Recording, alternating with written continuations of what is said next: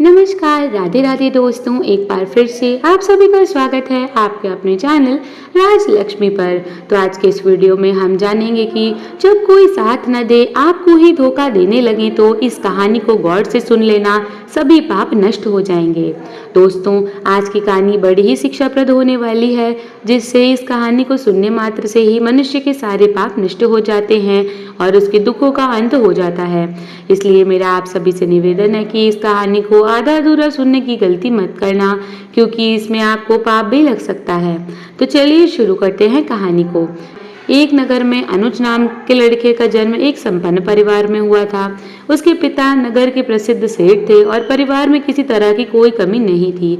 अनुज के दो बड़े भाई थे जो पिता के व्यवसाय में उनका हाथ बटाते थे, किंतु अनुज के लिए यह सब कुछ ठीक नहीं था।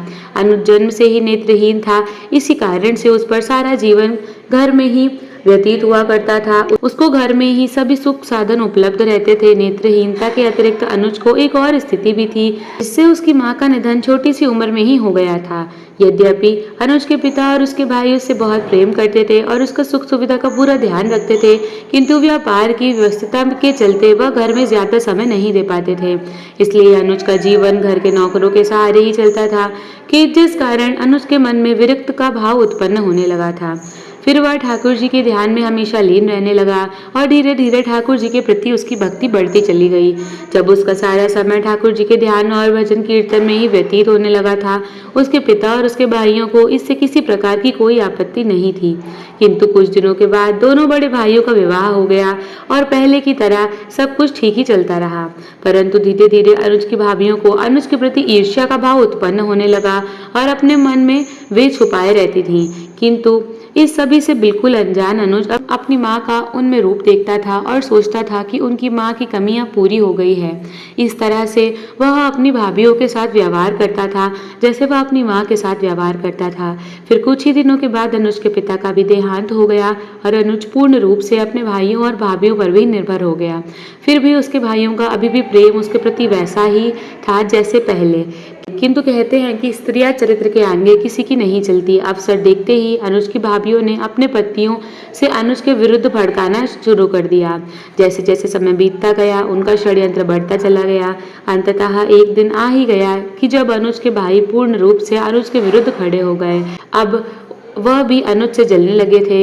इन सब बातों से बिल्कुल अनजान सरल हृदय अनुज अभी भी ठाकुर जी की भक्ति में ही लीन रहता था। वह अपने भाइयों और भाभियों के प्रति मन में किसी भी प्रकार की कोई शंका नहीं रखता था। किंतु ऐसा कब तक चलता? आखिर एक दिन भाइयों की पत्नियों ने पतियों को समझाया कि इस नेत्रहीन के मोह में क्यों फंसे हो, इससे मुक्ति प्राप्त करो, अन्यथा एक दिन तुमको अपनी संपत्ति इसके साथ बांटनी पड़ेगी।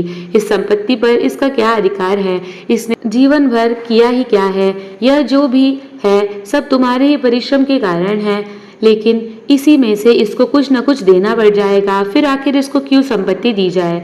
आखिरकार भाइयों के मन में कपट बस गया और एक दिन सबने मिलकर अनुज से कहा कि अब तुम्हारा बोझ हम और अधिक समय तक नहीं उठा सकते, इसलिए हम तुम्हारे रहने और खाने का प्रबंध दूसरी जगह कर देते हैं। अब तुम वही रहा करो, तुमको समय पर खाना, कपड़ा और जो भी सुविधाएं हैं, आवश्यक सामग्री है, वह सब कुछ मिलती रहेगी। तुमको किसी प्रकार का कोई कष्ट नहीं होने देंगे। फिर अनुज ने अपने भाइयों के मुख से इस प्रकार की बातों को सुन करके अनुज बिल्कुल अचंभित हो गया और उसकी आंखों से झरझराकर आंसू बहने लगे। किंतु वह कुछ भी बोल पाने की स्थिति में नहीं रहा। अतः स्वयं को संभालते हुए वह कहने लगा कि भाई, आपने मेरे लिए जो भी निर्णय लिया है वह निश्चित रूप से हमारे लिए अच्छा ही होगा, किंतु मुझे बस इतना बता दो कि मेरा कौन सा अपराध है जिसके कारण मुझे इस घर से बाहर निकाला जा रहा है। मुझे तो लगता है कि मेरा अपराध यही है कि मैं नेत्रहीन हूँ, किंतु इसमें मेरा कोई दोष नहीं है। यह तो प्रभु की इच्छा है। और भाई, अब तक आपने मुझे इतना प्रेम किया है, फिर अचानक क्या हो गया कि मुझे इस घर से बाहर निकाला जा रहा है? तब भाइयों के पास इसका कोई जवाब नहीं था। फिर अनुज अपना घर छोड़कर चले गए, जिससे अब वह पूरी तरह से अनाथ हो चुका था। पर कहते हैं ना, जिसका कोई नहीं होता उसका भगवान होता है। और फिर वैसे ही अनुज तो ठाकुर जी का भक्त था, फिर वह भला कैसे अनाथ हो सकता था? दुखी मन से अनुज ठाकुर जी के ध्यान में खो गया और अगले ही दिन अनुज के रहने का प्रबंध एक अन्य स्थान पर कर दिया। वह स्थान एकदम से वीरान था, न किसी का आना जाना, न किसी का रहना। कुछ पशु पक्षी वहां विचरण करते रहते थे। वहां से थोड़ी ही दूर से जंगल शुरू हो जाता था। अनुज के खाने और देखरेख के लिए एक सेवक की नियुक्ति कर दी गई। प्रतिदिन सुबह के नाश्ते का प्रबंध और दोपहर तथा रात्रि के भोजन का प्रबंध अनुज के भाई और भाभी कर देते थे और उसके जो कपड़े थे वे घर से धुल करके आ जाते थे। फिर अनुज ने इसका कुछ भी विरोध नहीं किया, वह उसी में ही संतुष्ट रहने लगा। उसका हमेशा नियम था कि जब भी वह भोजन करने बैठता तो पहले अपने भगवान ठाकुर जी का ध्यान करता और उनको भोजन अर्पित करता और उस भोजन के लिए धन्यवाद दे करके तब भोजन करता। कुछ दिनों तक यही क्रम चलता रहा और इसी बीच अनुज की दोनों भाभियों को पुत्र रत्न की प्राप्ति हो गई। उसके बाद अनुज का यह प्रतिदिन का खाना और वस्त्र का प्रबंध भी उन दोनों भाभियों को अकड़ने लगा। तब दोनों ने मिलकर के एक भयानक षड्यंत्र रच दिया, जिससे उन्होंने अनुज को जान से मार डालने की योजना बनाई और अगले ही दिन उन्होंने रात्रि के भोजन में विष मिला करके सेवक के हाथों भोजन बेच दिया। इस बात से पूरी तरह से अनजान सेवक भोजन लेकर के पहुंचा और अनुज को भोजन सौंप दिया, जिससे अनुज ने भोजन प्राप्त किया और भोजन खाने बैठा, जिससे प्रतिदिन की तरह ठाकुर जी को अर्पित किया। जिससे ठाकुर जी के भोजन को स्वीकार करते ही वह विषैला भोजन प्रसाद के रूप में परिवर्तित हो गया। कहते हैं ना, जिसके साथ ठाकुर जी सदा रहते हैं उसके सामने कोई षड्यंत्र भला क्या कर सकता है। फिर अनुज ने सुखपूर्वक भोजन किया और भगवान का धन्यवाद दिया और लग गया भगवान के भजन में। उधर दोनों भाभी प्रसन्न थीं कि चलो आज पीछा छूट गया उस अंधे से। अगले ही दिन अनजान बन के उन्होंने फिर से प्रातः समय का नाश्ता तैयार किया और सेवक के हाथों भेज दिया, इस आशा में कि थोड़ी देर में सेवक लौट के आएगा और उनके मन को प्रसन्न करने वाली सूचना देगा।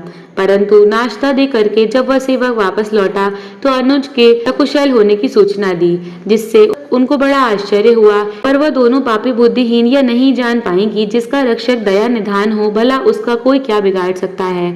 फिर वह मंद बुद्धि सोचती रही कि क्या हो सकता है किसी कारण से अनुज ने रात्र का भोजन ना किया हो। ऐसा विचार करके उन कुटिल स्त्रियों ने अपने मन की शंका का समाधान स्वयं करने की ठान ली। तब उस दिन उन्होंने दोपहर के भोजन में अनुज के लिए खीर बनाई और उसमें पहले से भी अधिक जहर मिला दिया और वह स्वयं ही खीर को लेकर अनुज के पास गई और अनुज को बड़े ही प्रेम से व्यवहार करके और कहने लगी कि आज तुम्हारा चेहरा उदास क्यों लग रहा है, क्या तुमने रात्रि का भोजन नहीं किया। अपनी भाभियों को वहां देख करके अनुज बहुत खुश हुआ। वह बोला, नहीं भाभी, मैंने तो भोजन कर लिया था, भोजन बड़ा ही स्वादिष्ट लगा था। यह तो आपका प्रेम है जो आपको ऐसा लग रहा है। यह सुनकर दोनों पापी स्त्रियां शंका में पड़ गई कि इसने भोजन किया तो फिर ये जीवित कैसे बच गया। उनकी पापी बुद्धि ने अब भी उनका साथ नहीं दिया और वह सत्य को नहीं पहचान पाई और वह मन में विचार करने लगी कि अनुज हमसे झूठ बोल रहा है। तब उन्होंने प्रेम पूर्वक अनुज को खीर दे करके कहा कि आज हम तुम्हारे लिए अपने हाथों से खीर बनाकर लाई हैं और अपने सामने ही तुम्हें खिला करके तभी वापस जाएंगी जब तक तुम खीर को नहीं खाते। उनके कपट पूर्ण प्रेम के नाटक को अनुज नहीं पहचान सका। उसकी आंखों में आंसू आ गए और वह प्रेम से खीर खाने बैठ गया। खीर खाने से पहले वह अपने प्रभु ठाकुर जी को नहीं भूला और उसने प्रेम पूर्वक ठाकुर जी का ध्यान किया, उनको खीर अर्पित की और प्रेम पूर्वक तब वह जाकर के खीर खाने लगा। फिर कैसा विष और कैसा षड्यंत्र, वह सुख पूर्वक सारी खीर को खा गया। उधर उसकी भाभीओं ने जब उसको खीर खाते देखा तो सोचा कि यह काम तमाम, अंत में अब यहाँ रुकना उचित नहीं है। इसी तरह वह विचार करके वह तुरंत वहां से निकल गई। खीर खाने के बाद अनुज ने भाभियों को धन्यवाद दिया, किंतु वहां होती तब तो धन्यवाद करती, वह तो वहां से जा चुकी थी।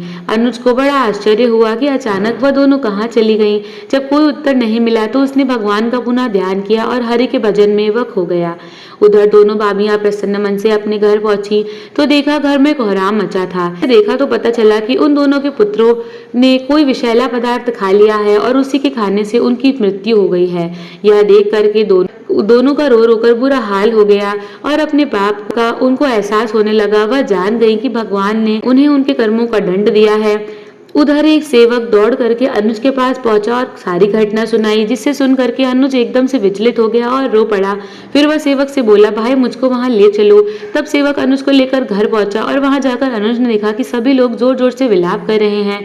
फिर उन्होंने अनुज को वहां जीवित खड़ा देख करके दोनों भाभियां अचंभित सी रह गईं। अब उनको इस बात पर विश्वास हो गया था कि अनुज को उन्होंने ठुकरा दिया था और जिसकी हत्या करने की चेष्टा की थी भगवान स्वयं उसके साथ हैं, इसलिए उसका कोई बाल विवाह का नहीं कर सकता है, बल्कि भगवान ने उनको ही उनकी करनी का फल दे दिया है और वह दोनों कुटिल स्त्रियां अनुज से भयभीत होकर के उसके पैरों में पड़ी और अपने सारे अपराध उन्होंने स्वीकार कर लिए और उनको क्षमा करने की दुहाई देने लगी, जिससे अनुज और उसके भाई उन दोनों के षड्यंत्र को सुन करके हैरान थे। किंतु अनुज तो वहां उन बच्चों की खातिर आया था। अनुज ने सेवक से कहा, मुझे बच्चों तक पहुंचा दो। सेवक ने ऐसा ही किया। फिर बच्चों के पास पहुंच करके अनुज ने अपने प्रभु को ध्यान किया और प्रार्थना की कि हे प्रभु, आज मेरी लाज आपके हाथों में है। इन दोनों मासूमों को जीवन दान दे या फिर मेरा ही जीवन ले लें। ऐसी प्रार्थना कर अनुज ने दोनों बच्चों के सिर पर हाथ रखा। ठाकुर जी की लीला हुई। अपने भक्त की पुकार को सुन करके पल भर में ही दोनों बच्चे जीवित हो गए। यह देख करके अनुज के भाई और भाभी को बहुत लज्जा आई और उन्होंने अनुज से अपने कर्मों के लिए क्षमा मांगी और कहा कि अब वह उसको कहीं जाने की जरूरत नहीं है, अब वह यहीं रहेगा पहले की तरह। किंतु अनुज तो अब सर्वत्र ठाकुर जी के हो गए थे। उसको इन बातों से भला क्या लेना देना था। वह सेवक के साथ वापस लौट गया। इसलिए कहते हैं, जिसका कोई नहीं होता भगवान उसका साथ देता है। जब कोई किसी तरह का सहारा नहीं होता तो ऊपर वाला उसका सहारा होता है। वहीं भगवान जिसका हाथ पकड़ लेता है उसके जीवन में भला कौन सा दुख आ सकता है। इसलिए दोस्तों, हमेशा सही मार्ग पर चलते रहें। चाहे कोई साथ दे या ना दे, अपने मन को एकाग्र करके प्रभु की भक्ति में लीन रहें। कोई भी आपका बाल बांका नहीं कर सकता। तो दोस्तों, आपको यह कहानी कैसी लगी कमेंट करके जरूर बताएं और यदि आप हमारे चैनल राजलक्ष्मी पर नए हो तो चैनल को सब्सक्राइब करें और वीडियो को लाइक और शेयर जरूर करें और साथ ही साथ कमेंट बॉक्स में जय श्री कृष्णा लिखना ना भूलें। हमारे वीडियो पर अंत तक बने रहने के लिए आप सभी का बहुत बहुत धन्यवाद।